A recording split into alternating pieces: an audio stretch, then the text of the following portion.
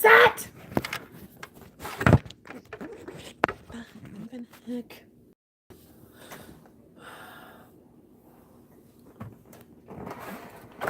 What? There we go. Okay.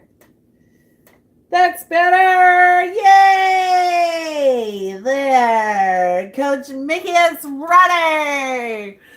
What's up, everybody? It's Coach Mickey, and I'm here live on YouTube for my Thursday night live talking chat moments that I do every Thursday night, 8:30 p.m.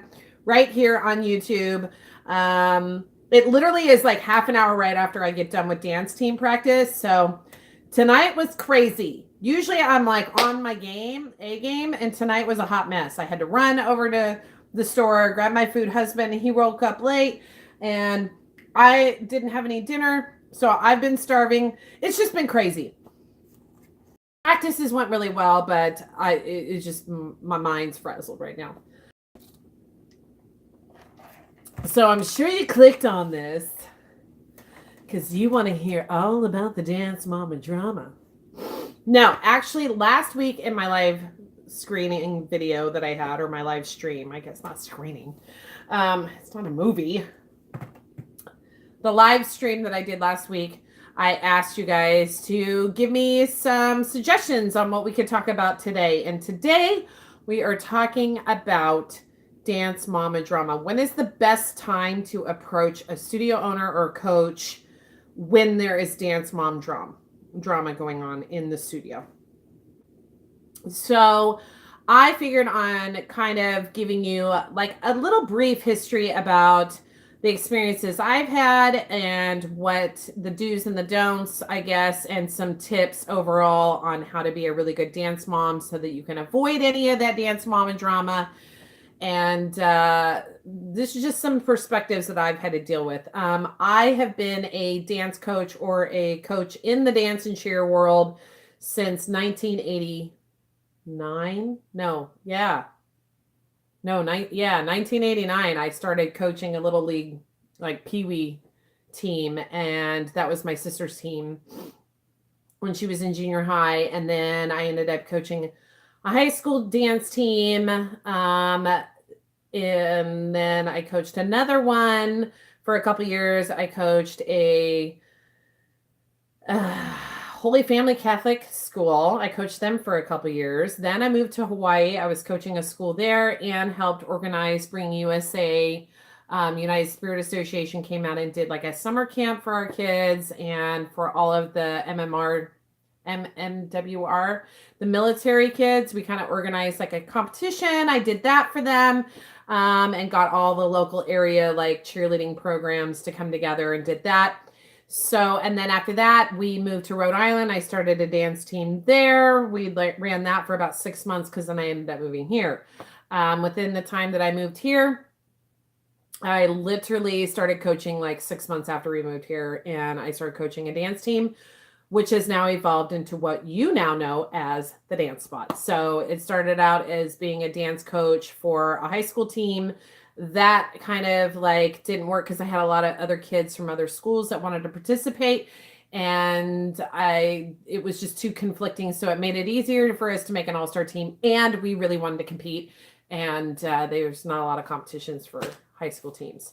So that's how we started the Dance Spot, and now my daughter runs it, and I am kind of like taking the back seat. I'm no longer the studio owner. I'm just kind of one of the coaches, and I run all of our social media accounts, and I also do all of our advertising for us, as well as run all of the Pearl Company programs and the babies.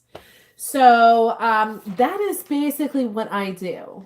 Okay. And so within that time, that's almost been 30 years of that, I've had to deal with my fair share of Dance Mama drama. Let me tell you. Okay. So to answer that question that was given to me from last week, when is it appropriate for you as a dance mom to go talk to the studio owner or the dance coach about any dance mom drama. Hi, Annalie. I'm so glad you're here. I hope you're feeling better. And girl, you being a dance coach, you can feel me on this. So, here is what I can say to you. First of all, you have to like take into consideration what the drama is and how severe it is. A lot of times, if it's something as like simple as, okay, my kid's not getting along with this kid, and they have their own personal beef outside of the studio. A lot of times, the dance studio owners and coaches really don't want to deal with that. At least in our case, we can't really deal with that. So, what we do is we make a suggestion that if it's affecting your dancing, meaning like the kids don't want to come to dance, or you're having beefs out in the lobby, or I've even heard of this. I've never had this happen to me in our studio, but I've actually heard of other dance moms doing this. That like you could even, I've heard stories of other moms like hiding costumes at competitions or at recitals. Actually, that did happen to one of our kids. Somebody took one of their costumes and threw it in the trash can at a recital. I forgot about that. You have to like address it immediately if it's that severe. It is not something that you can just like brush under the rug, because it's just going to build up and get worse and worse and worse. Dance mama drama always causes problems in the studio if it's not addressed right away, especially if it's in severe cases like that. So you need to approach them and let the coaches know what's going on. And don't be afraid if you're being a tattletale or whatever you think is going to happen, or go directly to that mama that you're having the drama with and solve the problem. All right? Because that would give everybody a lot of headaches and worries off their shoulders that they don't have to worry about, so that they can focus on why you're even there and what you're paying for in the first place, which is dance. Okay? So that's my advice to you on that. Now, I did get some other questions from our dance moms, a few of ours, especially our new ones, and asking them what they would like me to talk about in regards to being a dance mom. So here are some of the questions.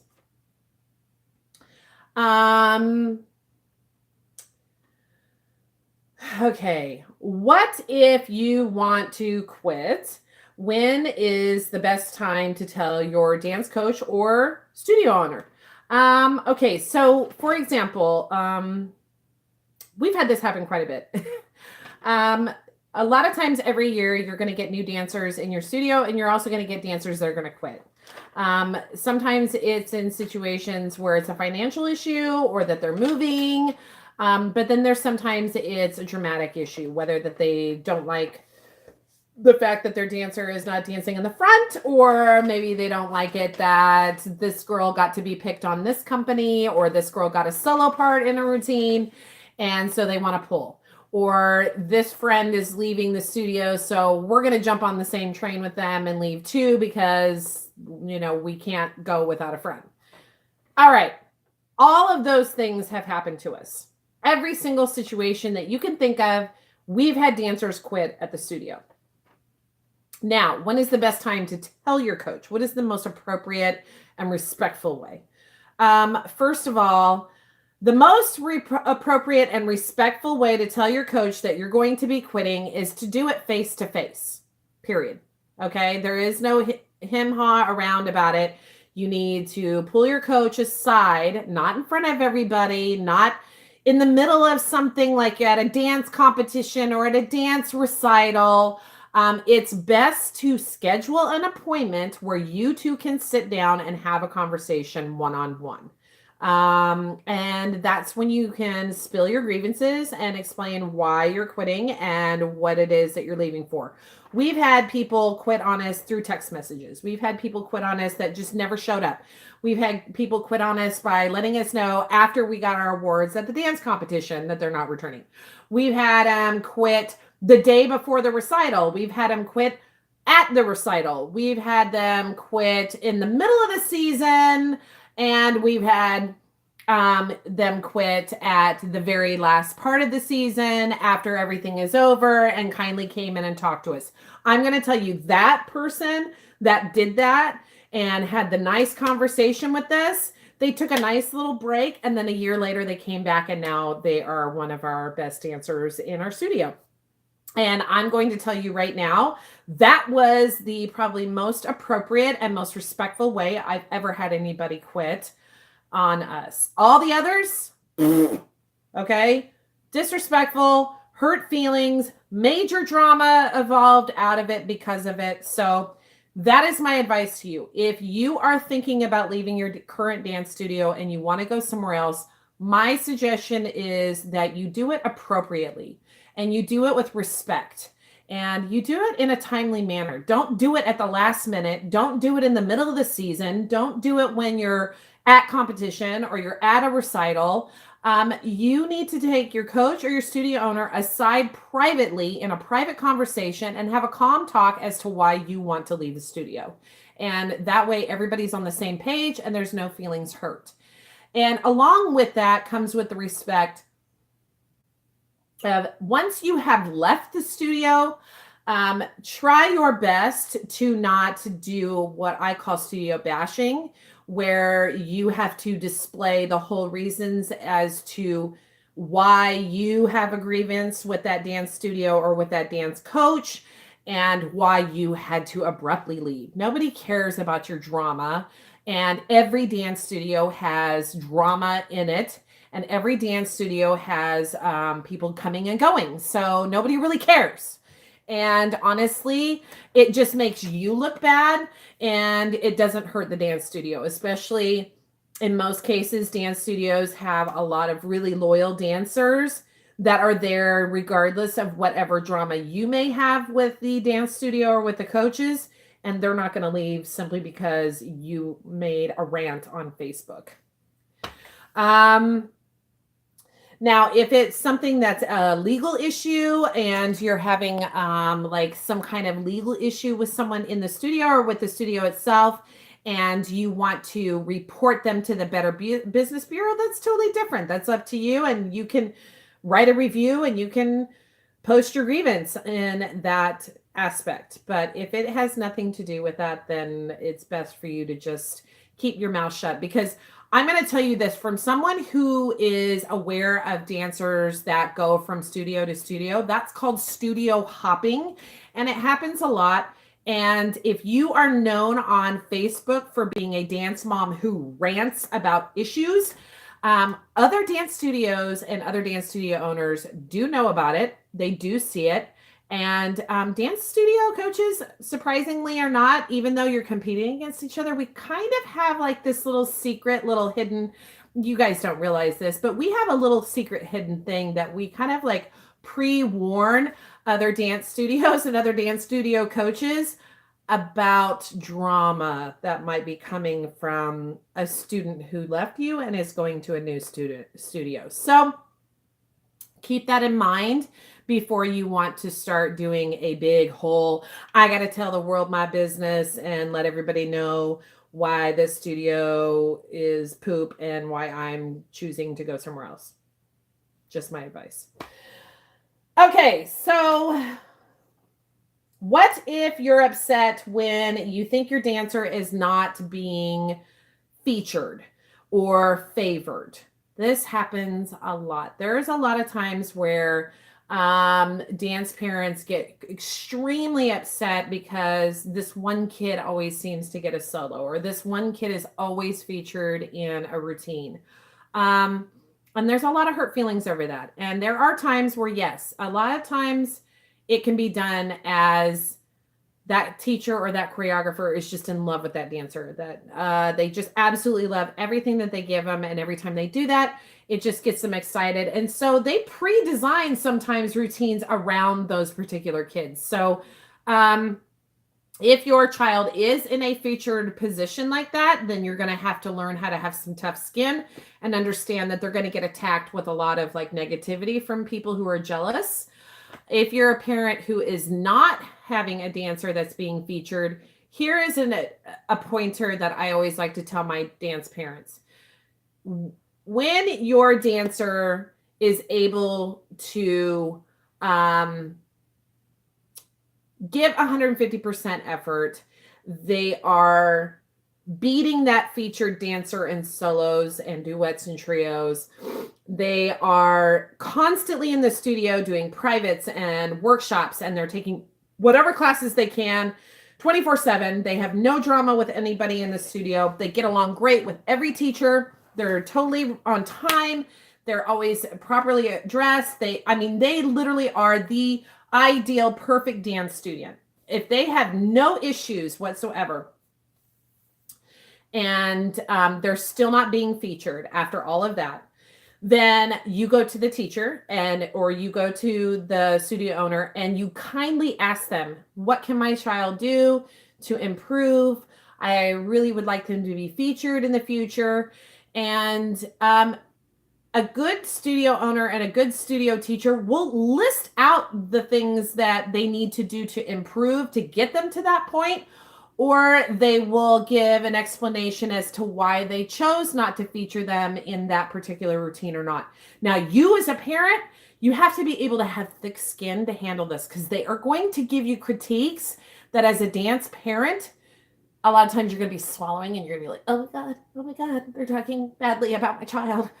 Or, oh my gosh, I think my child is like ideal superhero number one uno, and this person doesn't like them. In 99.9% cases, your kid is not being featured because either their technique is not there yet, or they have a sour attitude. And a sour attitude means they roll their eyes at practice, they huff and puff, they don't give out 150% effort. I know this for a fact. Your kid will not get featured if they have a bad attitude. They never come to practices, or they're late all the time, or they have excuse after excuse. They love to ride that excuse train. That is a big, like, as a choreographer and a coach, a big like check off where you're like, I'm not going to put that faith in such an unreliable person because of that. So check yourself and what your kid is like in class and what their attitude is like.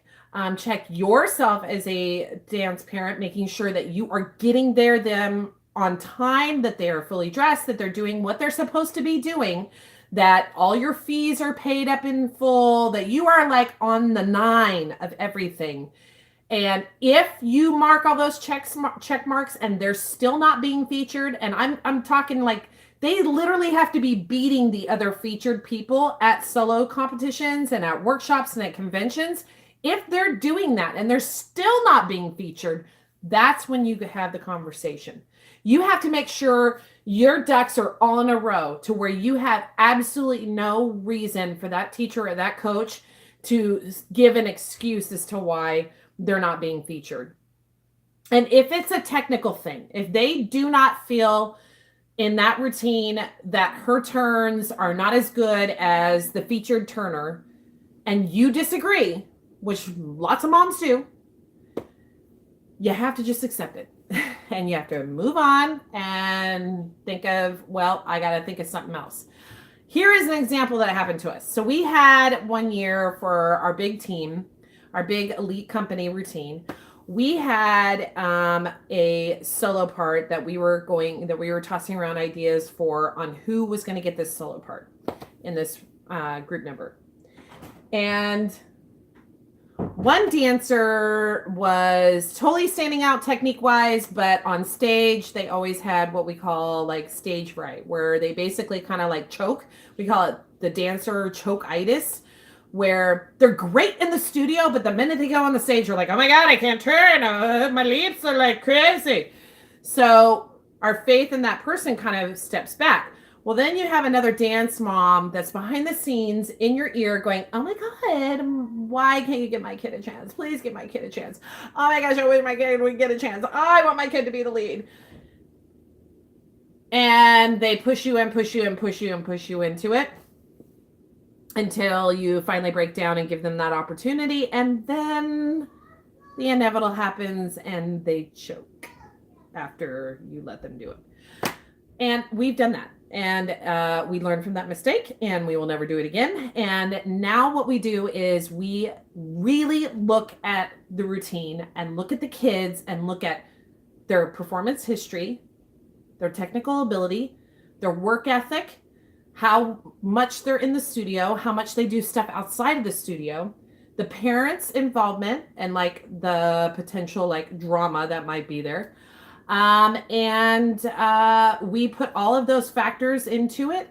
And then that's how we determine who would be featured or soloed in a group number. And honestly, we have a great company that has kind of eliminated a lot of that drama. So pretty much every kid on our team so far has gotten a feature at some point or another. We will be doing more of that as the years progress along. So, yeah, that's how you handle that. But again, communication is key as a dance mom. You have to communicate. And you can't do it with aggressive anger and attitude, like you want to knock somebody's head off. You have to go into it with an open mind and a willingness to hear criticism and accept responsibility for where you fail. And it will help that teacher to also accept responsibility and where they fail, if they did. Okay, so that is how you deal with the favoritism or the feature thing.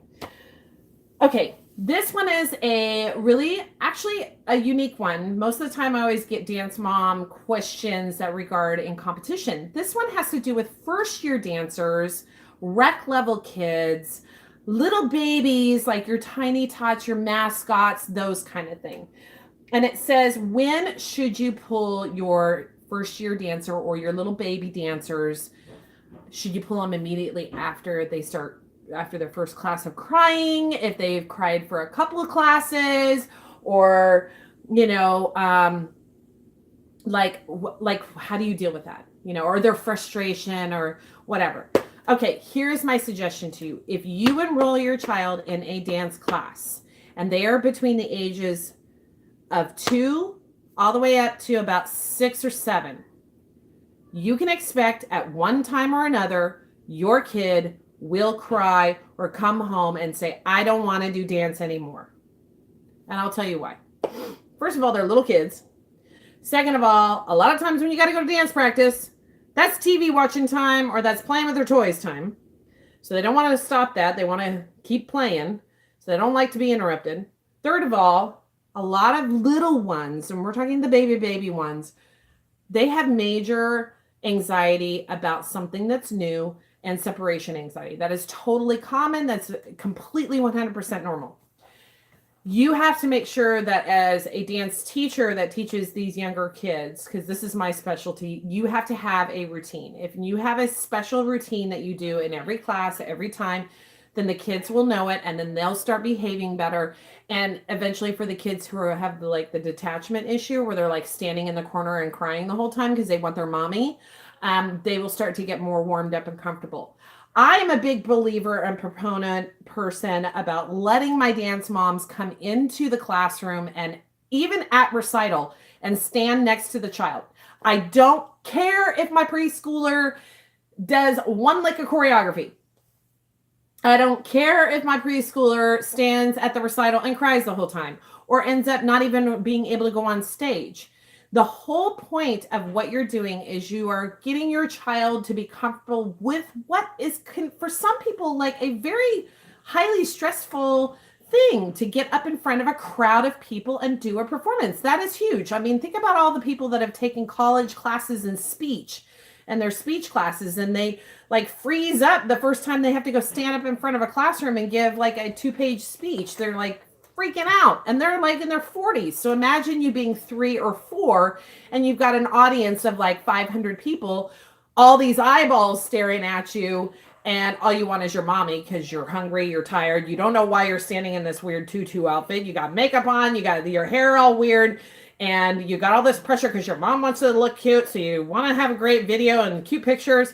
It's a lot of pressure for a little kid. And on top of it, you got to remember a routine. So I always let parents know, expect crying, expect that you might participate in the recital routine, standing there next to him, expect that you might be participating in the class, And don't get upset if they don't like it off the get-go. Elementary students are the same way. I have kids that have been in my elementary classes for years, and they are totally satisfied with coming in one day a week for 1 hour. I don't push them to do anything more. That's all they love to do. And sometimes they want to be here, and sometimes they hate being in class. And on those days when they hate being in class, that's when I say, okay, you can go have a timeout. Go have a seat, go have a timeout. I'm not going to sit here and fight with you and force you to try and do something you don't want to do. As a parent who's paying for a service, you need to understand what it is that your goal is. If your goal is that you want this child to be the next Maddie Ziegler, and they obviously are not doing what you think their steps should be in the world of dance to get them there, then you need to reevaluate why you put your kid in dance. Now, if you're doing it because you want your kid to have a social aspect and you want them to have the opportunity to get out and perform, and you love performing arts, or you were a former dancer and you just understand the dance world and you want your kid to enjoy the enjoyment that you had from it, then you have to be willing to have those practices and those days and moments where they don't want to go to class. It's no different than a kid who's playing sports. And it's no different than a kid who is in a band or, participating in arts and crafts. Always happens. So you just have to be willing to go with the flow and stay with it. Hey, look who's here. Say hi, Courtney. Hey, guess what I'm doing tomorrow? What are you doing? I'm studying physics, chemistry. Okay, I'm live right now on YouTube. Oh. Yeah, there's 7 people. Say hi to all these people. Hi, 7 people.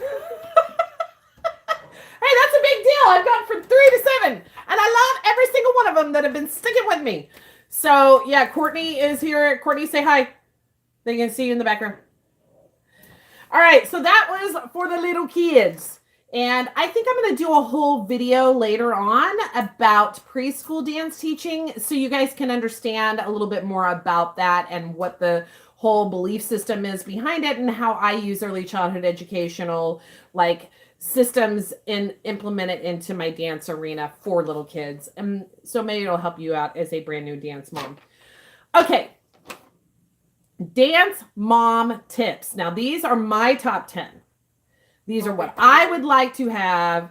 And I don't necessarily think that every dance studio gets them, but this would be my ideal top 10, golden rules of what I would want for the dance mom to be a good dance mom and for us not to have crazy trauma. Okay. Dance mom tips number 1. The coach is always right. That's number 1. We're the ones teaching the dance class. We're the ones that have had the training and had the experience. So when it comes to the dance routines, we're right. We know what we're doing. Okay. Mama. Hi. Everybody say hi to Aubrey. Hi. We're live on YouTube. YouTube. Yay. Shoes. Yeah, I got you new shoes. See, Aubrey is showing off her new shoes. Those are awesome. And I see you have on your dance spot shirt. Yeah. Did you take dance class today? No. Oh, you did? Yeah. I went out with Mariah. Oh, you were at Coach Mariah's house? Yeah. Yeah? Okay. What? I got donuts. Oh, okay. Chocolate. Okay, you got chocolate milk. All right, let Grandma talk. All right, you go play. Go play. No. Oh, you want to be on live? Well, then you have to be quiet. Okay, so that is tip number 1. The coach is always right. And that's just a good pointer. I mean, it's kind of sarcastic, but your coach you're paying for a service. So don't go in there and think that you're going to know more than the coach. You're paying for them and their experience and their knowledge to help teach your child about dance. Now, if you're a former dance teacher and you're paying for a service and this other dance teacher is obviously not doing what you think you know, then that's a conversation you can have privately with your dance teacher later. Follow me. Come on. Okay. Now I want to show you something. Tip number 2. Your dancer does not need your tips during class. So you need to stop coaching from the side, okay? Stay out of the classroom, and you don't need to tell your dancer that they need to extend their arm a certain way while the teacher's trying to teach, okay? So that's the whole point of why you need to stay out of the classroom. Let the teacher do their job and let your kid enjoy to fail in their attempts to learning their dance steps without you giving them some tips. You can do that later when you're at home. All right. Number 3, be loud and proud, but also kind of keep it chill. Okay. So you want to be loud and proud for your kid, and wear those Dance Mom Pride t-shirts. Sit together in a group at competitions and at recitals, and shout out when your kids are out there on the floor and be awesome, but try to be chill with it, that you're not the crazy one that everybody wants to get away from. We don't need you to be doing like the little toddlers and tiaras in the background doing the routine with your kid. Okay? Everybody else in the audience is there to watch your kid dance, not you trying to do what they're doing. Okay? All right. Number 4. As a dance mom, you want to come up here? Yeah. All right.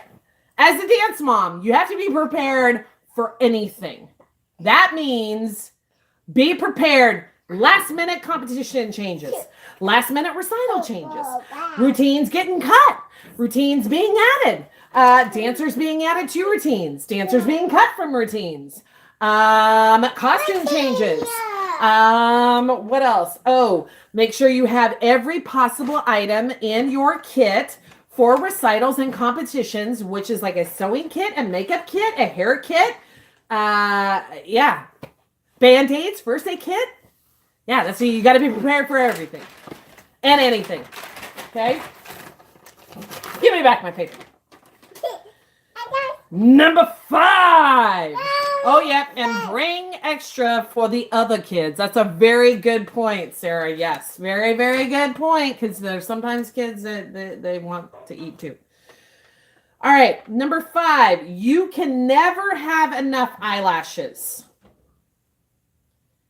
Don't just get one pair of eyelashes if you're going to be competing at several competitions. You need to have stockpile those suckers.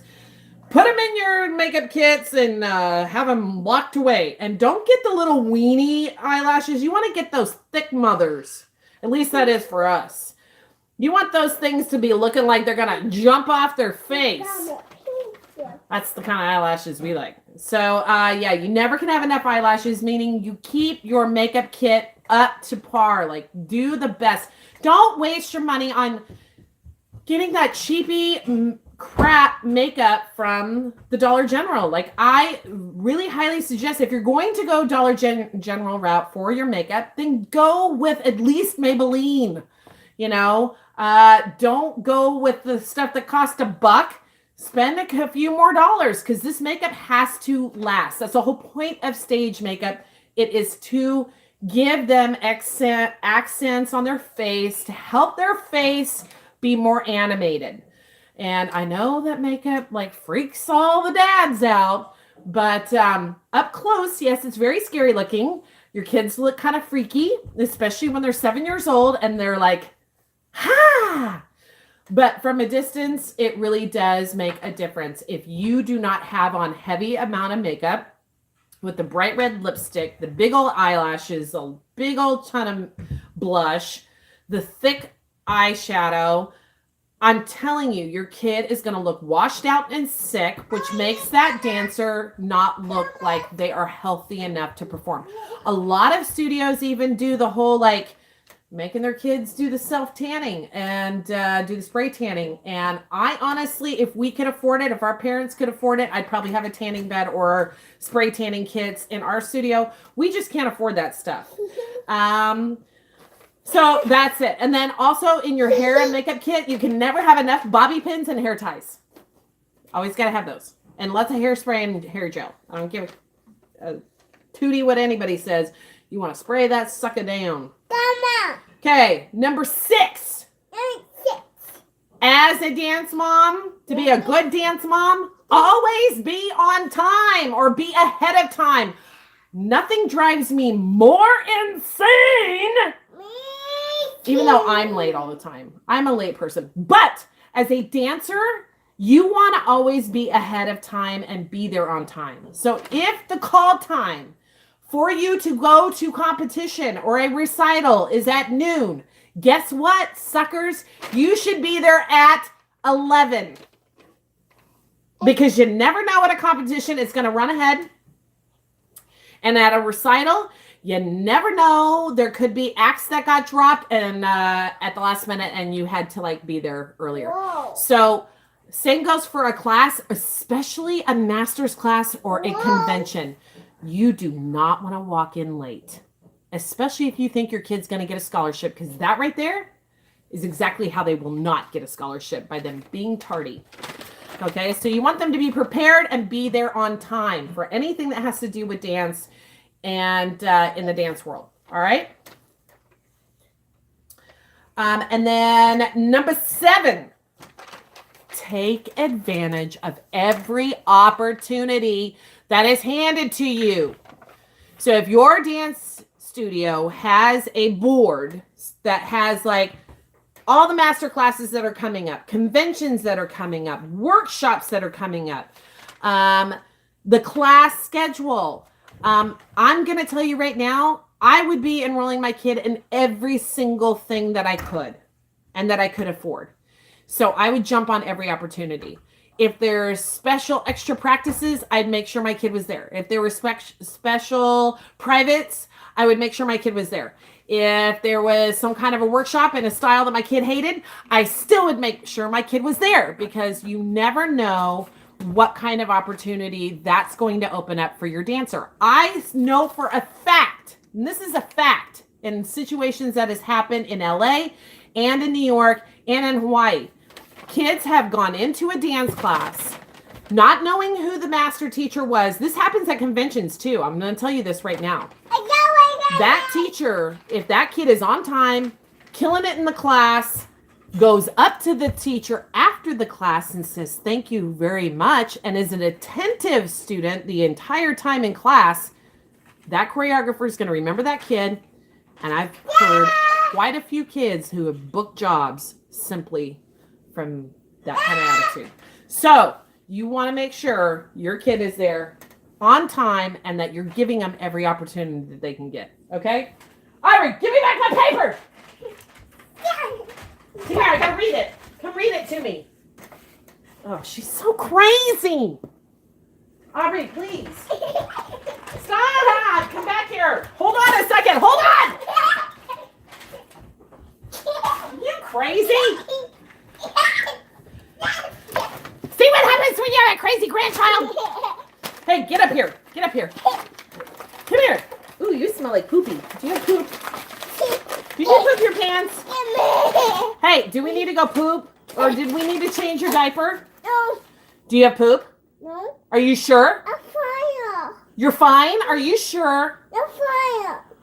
I think you're lying to me. All right, you can have my paper here in a minute. Hold on. Okay, so that was number 7. Number 8 is listen, look, and learn from the OG moms. Look, if you're a brand new dance mom and you've got a bunch of I don't know, I'm not going to call them gangsters. Old moms that have been there for a while, stop, look, listen, and kind of emulate what has worked for them, okay? And try not to ruffle a lot of feathers with OG moms, because I'm going to tell you right now, that ain't going to work, okay? But you really do need to listen, like really pay attention to what is going on so that you're not the mom that's constantly like that the other moms are making fun of, that are always like, oh my God, it was handed out in a newsletter. It's posted on the wall. It's posted on the social media stuff. And this dance mom still doesn't know when things are going on. So you want to look, listen, and learn. All right? You don't want to be the mom that's everybody's laughing at. Okay? And then number 9 is think before you speak. This is a big one. And in my case, it extremely happened to me. I was so embarrassed. I have been a dance coach, but I also have been a dance mom. My son went to Hollywood for about 3 years and he did the dance world circuit. And I was the excited stage mom, not gonna lie. And I kind of put my foot in my mouth. I literally was talking a bunch of smack about a kid in the class and come to find out that mom was sitting right next to me. So you want to really watch what you say and think before you speak, because you don't want to put that embarrassment, number 1, on your kid. And number 2, you just don't want to like put this image that you're the drama mama, you know, the dance mom that likes to talk crap. You don't want to be that. You don't want to be the dance mom that's like, oh my God, that kid, woo, they need to get their stuff together, because, you know, sometimes when you're not around, it might be your kid that needs to get their stuff together. So think before you speak. That is a big one.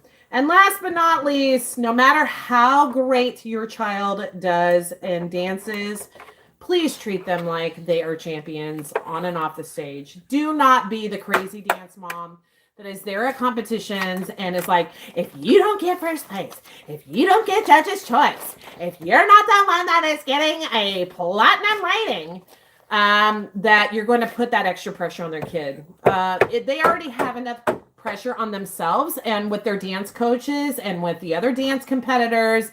And it doesn't help if you're adding to that fiasco. You want to be, don't be the blinded dance mom that's like, oh yeah, my kid's perfect, and why didn't that judge give my kid the perfect score? But be aware of the fact of what is going on with your kid. A lot of our dance moms are really good about this. They stay away from their kids during dance competition time. They have learned the method to be behind the madness, so to speak. They are really good at making sure that they have everything they need. They're Starbucksing them up. They're feeding them. They are making sure that their props are taken care of and that their costumes are on point, and can focus with the coaches about getting ready and getting on stage and doing a great job.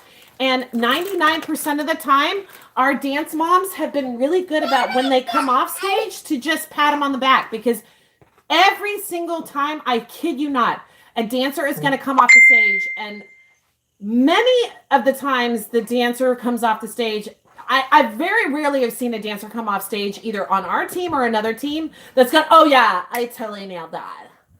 That was on fleek. No, most of the time they're coming off the stage going, oh, I jacked this part up, or I didn't do this right, or I didn't do that right. So they don't need your added like negativity jumping in on the train to make them feel even more like crap. So all you need to do is just pat them on the back, tell them you love them, they did a great job. And if they did a really, really good job, of course, you can get emotional and jump around with them and scream and hug them and go crazy, but don't be like the freak out like I am. And I always have been, where I'm the one that's always like, we got robbed. You got robbed. Because I kind of overdo that a lot. And it's very depressing. So those are my tips. I cannot believe I've been on here for almost 45 minutes. This is crazy. Thank you guys for joining me. Leave down in the comments below like some other suggestions on what you want to talk about next week. I would love to hear any ideas that you have. And Aubrey, come up here. You want to say goodbye? Come here. Come tell them goodbye. And I'll get back to you. Don't forget to hit that subscribe button. And we'll be posting up a new video every week. I think I've got a new one tomorrow of all kinds of crazy stuff that's been going on this past week. We also have brand new, we have a TikTok channel, and we also have our Instagram. Those are our Dance Spot family. That's how you can find us. You look us up on Instagram, on YouTube, on Facebook, and on TikTok, and it's Dance Spot family. And there's some really funny, like little kind of quirky things I've been doing on there with the kids. It's a lot of fun. And yeah. Okay. That's about it. I don't got anything else. Aubrey, you got something else you want to say? What do you want to tell them? Just something. Well, come here. Dada. Come here. Come tell him. Okay. She doesn't have anything to say. She's just going to sit over there on the pillow. All right. I will see you guys later. Thanks for joining me, and peace out. Bye, guys.